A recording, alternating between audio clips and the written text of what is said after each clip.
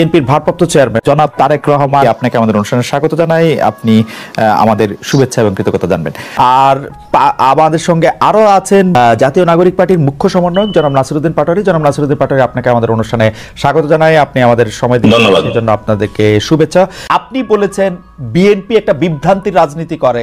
Doctor Yunus সাহেব পারছেন এরকম কি দেখে আপনার মনে হয়েছে যে তরুণদের জন্য বিশাল কিছু করে দিয়ে গেছেন ইউনূস সাহেবের চেয়ে? ধরেন আপনার দল যদি ক্ষমতায় আসে, কারণ আমি দেখতে পাচ্ছি যে এনসিপি অনেকগুলি ভালো ভালো কথা বলতেছে, যেই ভালো ভালো কথাগুলি আসলে ডিফেন্সিভ মনে হয়, অনেক সময় মনে হয় যে ক্ষমতায় যেহেতু যাবো না তাহলে কিছু ভালো কথা বলে রাখি। সেই হিসাবে আপনাকে একটু প্রশ্ন করতে চাই যে আপনাদের দল ক্ষমতায় যদি আসে তাহলে ডক্টর ইউনূসের চেয়ে ভালোভাবে দেশ চালাতে পারবেন কিনা?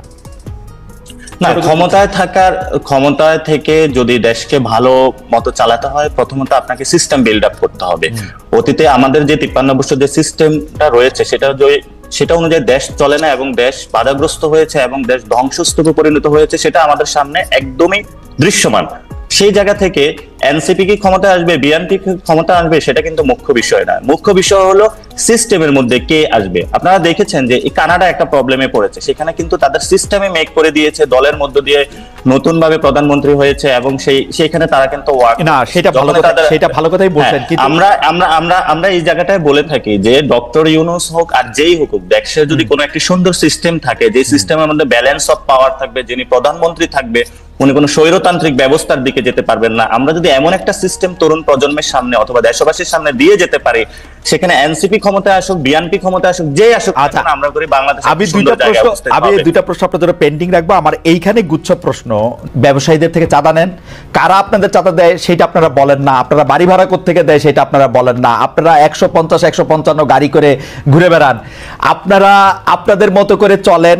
আমরা বিভিন্ন জায়গা থেকে আপনাদের সম্পর্কে বিভিন্ন কথা শুনি। আপনাদের লোকজন ফোন করে চিফ জুডিশিয়াল ম্যাজিস্ট্রেটকে তুলে নিয়ে যেতে পারে। তো এটা আপনারা কোথা থেকে নতুন রাজনীতির কথা আপনারা এটা বলতেছেন, সেটা একটু আমাদের একটু বলবেন। অনেকেই গাড়ি বহর নিয়ে এলাকায় গিয়েছে, সেখানে আমাদেরই দলীয় ফোরামের আরেকজন সদস্য সেই বিষয়ে হলো বলেছে যে আমরা কিন্তু এটাকে সাপোর্ট করি না, নয়া বন্দোবস্তে আমরা এগুলা চাই না। তো আমি যদি সাথে সাথে আমার একটা ছোট্ট এক্সপিরিয়েন্স আপনাকে বলি, আমি বাড়িতে গিয়েছি, একদম বাবা মায়ের সাথে গ্রামে ঈদ পালন করেছি। সেখানে আমি যে পরিস্থিতিটা দেখেছি, আপনাকে এই যে দর্শকদের মাধ্যমে পুরো বিশ্ববাসীকে আমি এটা জানাতে চাচ্ছি। এক নম্বর হলো শহীদ ফ্যামিলিতে গিয়েছি এবং উনি বিএনপির একজন নেতৃত্বে ছিলেন। তার হলো গলায় হলো ছুরি চালিয়ে তাকে হত্যা করেছে যে ছাত্রলীগ, সে আইনের ফাঁক পুকুরে বের হয়ে ঘুরেফেরা করছে এবং তাদের ফ্যামিলির খুব বাজে অবস্থা। ইভেন হলো বিএনপি থেকেও তার ওই ধরনের খোঁজ নেওয়া হচ্ছে না। মানে একদম আমার বলি যে হাজীগঞ্জ চাঁদপুরের একটা উপজেলার একটা তথ্য দিলাম। দুই নম্বরে হলো যারা সেখানে বিএনপির এমপি ক্যান্ডিডেট, তারা সেখানে গেলে দিলাম পার্ক বানিয়ে হলো হই হুল্লাড়ে ব্যস্ত এবং সেখানে যে জনগণের যে বেসিক নিড, জনগণের কাছে যাওয়া, কেউ ওইভাবে হলো যাচ্ছে না। আপনি এবং সেখানে আপনি তো যাচ্ছেন, মানে আপনারা হ্যাঁ আমরা যাচ্ছি এবং মানুষের সাথে কথা বলার। একটা হলো ইলেকশনের উদ্দেশ্যে যে আমরা গিয়েছিলাম সেটা নয়, বর্তমান পরিস্থিতিতে কি চলছে, জনমানুষের যদি আমরা চা দোকানে কথা না বলি, সেই পরিস্থিতি কিন্তু মানুষের জায়গা থেকে আমরা বোঝার চেষ্টা করতে পারবো না। এবং সেখানে আমরা যখন একদম প্রান্তিক লেভেলে গ্রামে গিয়ে কথা বলেছি, সেখানে আমরা দেখেছি মানুষের ক্ষেত্রে যখন সার্টিফিকেট এখনো অ্যাপ্রুভ করতে যায়, সেখানে কিন্তু যারা আগের টার্মের আওয়ামী লীগের এখনো কিন্তু লোকাল গভর্নমেন্টের তারা রয়ে গিয়েছে এবং তাদের নিয়ে স্থানীয় যিনি সংসদ সদস্য, মানে ভবিষ্যতে যে কোনো দলের বড় দলের আসবেন, তারা কিন্তু প্রতিনিয়ত মিটিং করছেন। তো আমরা যেমন হলো গাড়ি বহর দেখতেছি, প্রান্তিক লেভেলে আমাদের যারা গ্রামে গিয়েছে, বিভিন্ন গঞ্জে গিয়েছে, মানুষের সাথে কথা বলেছে, এমন ধরনের অসংখ্য স্টোরি আপনাদের সামনে উঠে আসবে। এবং আমরা সেখানে গিয়েছিলাম, গতকালকে আমাদের অফিসে একটা ছেলে এসেছিল, সেখানে সংঘবদ্ধভাবে 35 জনের একটা চক্র বাসায় যখন গিয়েছে, চাঁদা না পেয়ে তার উপরে সংঘবদ্ধভাবে চক্র তার উপরে হামলা চালিয়েছে। তার স্ত্রীর বাচ্চা ছিল গাড়িতে, গলার চেইনটা কেড়ে নেওয়া হয়েছে এবং বাচ্চা যখন গাড়িতে ছিল বলছে গাড়ি পেট্রোল দিয়ে জ্বালিয়ে দিবে।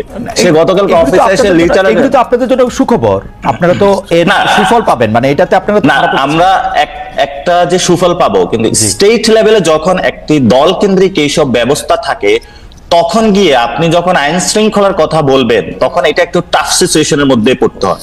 অথচ যখন আপনি ফিউচার দল হিসাবে আপনি জনগণের সেবা দেওয়ার জন্য চিন্তা করছেন ভোটারের কাছে যাবেন, তখন যখন আমরা এই পরিস্থিতিগুলো দেখি তখন আপনি কতটুকু সংস্কার প্রক্রিয়ার মধ্য দিয়ে যাবেন সেটার সম্পর্কে আমরা দ্বিধান্বিত, 1 নাম্বার।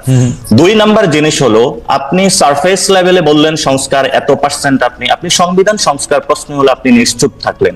সেখানে আপনি দেখালেন যে দলীয় প্রধান যিনি উনি কিন্তু হলো প্রেসিডেন্টের সাথে পরামর্শ করে, প্রেসিডেন্ট তার সাথে পরামর্শ করে আবার বিচার বিভাগে দিচ্ছে, নির্বাহী বিভাগ দিচ্ছে, লেজিসলেটিভ আইনসভার মধ্যে দিচ্ছে, এবং এটা তো ঈশ্বরের চেয়ে বড় শক্তিশালী সে হয়ে উঠতেছে।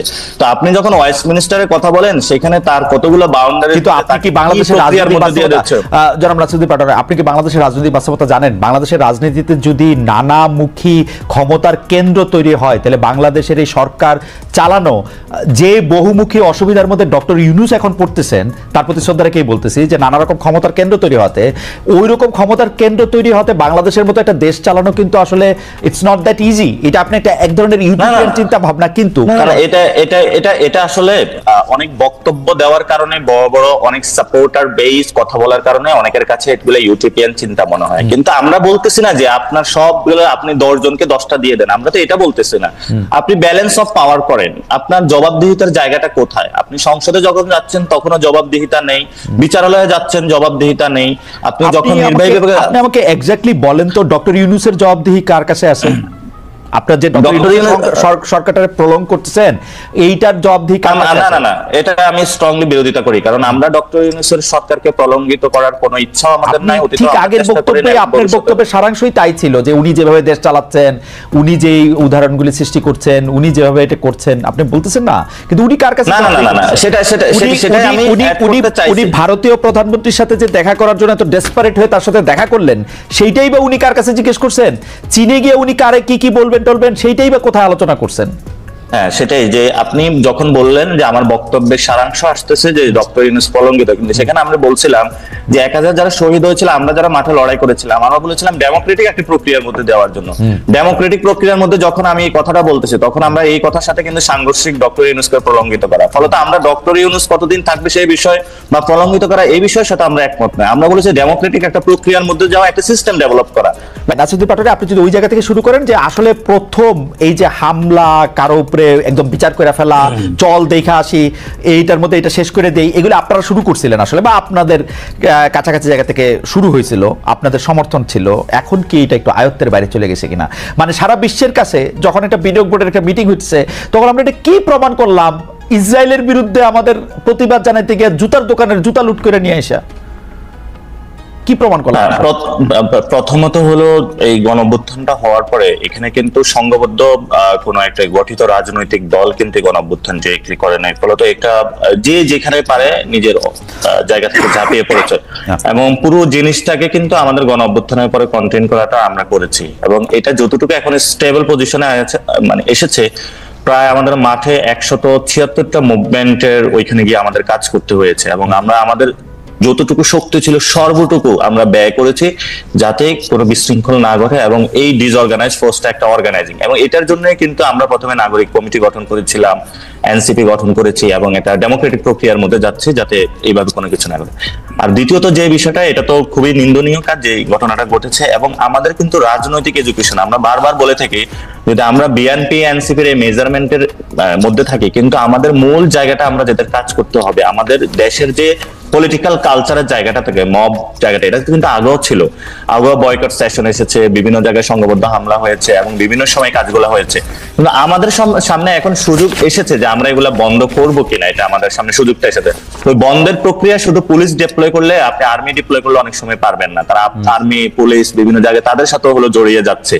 এটার জন্য হলো জনগণকে বিভিন্ন জায়গাতে রাজনৈতিক দলগুলো তো হলো এগিয়ে আসতে হবে, এবং এটা যেটা ছাত্র দলের উদাহরণটা এসেছে খুব ভালো, এবং আমরাও কিন্তু মন্দির পাহারা দিয়েছিলাম, এনসিপিও কিন্তু ওই জায়গায় সার্বক্ষণিক কাজ করতেছে যাতে হলো এই ধরনের কোনো প্রক্রিয়াগত মানে কাজগুলো না ঘটে, এবং ভবিষ্যতে এই ধরনের যখন প্রথম আলোতে হামলার কথা হয়েছিল অনেকেই সেখানে গিয়েছিল, আমি নিজেই সেখানে যোগাযোগ করে গিয়েছি, এবং আমি তাদেরকে বলেছিলাম যে কোনো পরিস্থিতিতে আমরা প্রস্তুত আছি, কারণ যদি কারো বিরুদ্ধে সুনির্দিষ্ট কোনো অভিযোগ থাকে সেটা আইন আছে, আদালত আছে, এবং আপনি সেখানে বলতে পারেন, কিন্তু এই ভিত্তিতে করা উচিত না। ফলে আমাদের সামগ্রিক সংস্কৃতিটা চেঞ্জ করতে হবে, এটা যদি আমরা করতে না পারি তাহলে ভবিষ্যতে আপনি বিএনপি আসুক, যে কোনো দলে আসুক, একই সিস্টেম চলতে থাকবে, 1 নাম্বার। 2 নাম্বার জিনিসটা হলো, প্লিজ হ্যাঁ, যেটা 2 নম্বর হলো অর্থ বিলের যে বিষয়টা আপনি আমাকে সংশোধনী দিয়েছিলেন, আমার মনে হয় আপনারা আরেকটু রিভিউ করবেন, সেখানে কর আরোপ এবং আরো কিছু বিষয় আছে যেগুলো নিয়ে না, আপনি যে আমি আপনাকে পড়ে শোনাতে পারি অর্থ বিলের মধ্যে কি কি ইনক্লুডেড। অর্থ বিলের বাইরে আসলে সরকারের কোনো ব্যয়ই সম্ভব না। অর্থ বিলের সরকারের কোনো ব্যয় সম্ভব না। ব্যয়ের ক্ষেত্রে যেটা হলো কর আরোপ থেকে শুরু করে যে বড় বড় প্রক্রিয়াগুলোতে, সেখানে আমরা চাইনি যে কোনো বাধাগ্রস্ত সৃষ্টি হোক বা নিজের স্বার্থের জন্য কেউ ফ্লোর ক্রস করুক, কিন্তু হলো স্বাধীনতার জন্য যে নিজের ভিউজ গুলা প্রকাশ করার জন্য সেখানে কিন্তু আমরা মতামত দিয়েছিলাম। মানে আপনারা অর্থ বিলের ব্যাপার তো আমি আবার বলি, সরকারি দলের সংসদ সদস্য বা সরকারি দলের মন্ত্রীরা যে বিল উত্থাপন করবেন সবগুলো অর্থ বিল হইতে বাধ্য, কারণ সেটার সাথে টাকা পয়সা সব, মানে আপনি টেকনিক্যালি আমি বলি, আপনি এটা ছাপায় আনবেন তো তখনই এটার সাথে টাকা পয়সা ইনভলভ হয়ে যাবে। আপনি অর্থ বিল ছাড়া সরকার কোনো বিল করতে পারবে না, সবই অর্থ বিল করতে পারবে না, সবই অর্থ বিল। একটা হাউস অ্যালাউন্স থেকে যখন আপনি বলেন অর্থ বিল করতে পারবে না, তখন হচ্ছে আসলে প্র্যাকটিক্যালি কিছু করতে পারবে না আর কি, মানে প্র্যাকটিক্যালি। কিন্তু হলো তার ভিউজ গুলা এখন যেটা হয় আমাদের মানে দাঁড়ায় থেকে আপনাকে একটু নিন্দামন্দ করতে পারবে যে আমাদের মন্ত্রী নাসিরউদ্দিন পাটোয়ারি এটা ভালো কাজ করে না, এগুলি বলতে পারবে, তাই তো?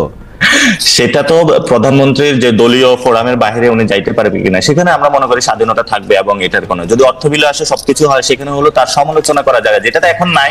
আমরা সেই মনে করি সেই সুযোগটা হলো ভবিষ্যতে থাকা উচিত। আর ভবিষ্যৎ বাংলাদেশের রূপরেখাতে আপনারা যে কথাটা বলেছিলেন, যে এটা বিএনপি হোক, আওয়ামী লীগ হোক, যে কেউ হোক না কেন, ডক্টর ইউনূস সাহেব এখনো আছেন, ভবিষ্যতে যদি আমরা সংস্কৃতির ক্ষেত্রে চেঞ্জ না করতে পারি, আমরা কোন দল, যে দলই বাংলাদেশে যত সুন্দর দল নিয়ে আসুক, জনগণের সামগ্রিক জায়গা থেকে পরিবর্তন করতে হবে। আর আপনি যে নিউজগুলোর কথা বলেছেন, আমিও প্র্যাকটিক্যালি গ্রামে দিয়ে গিয়ে দেখেছি,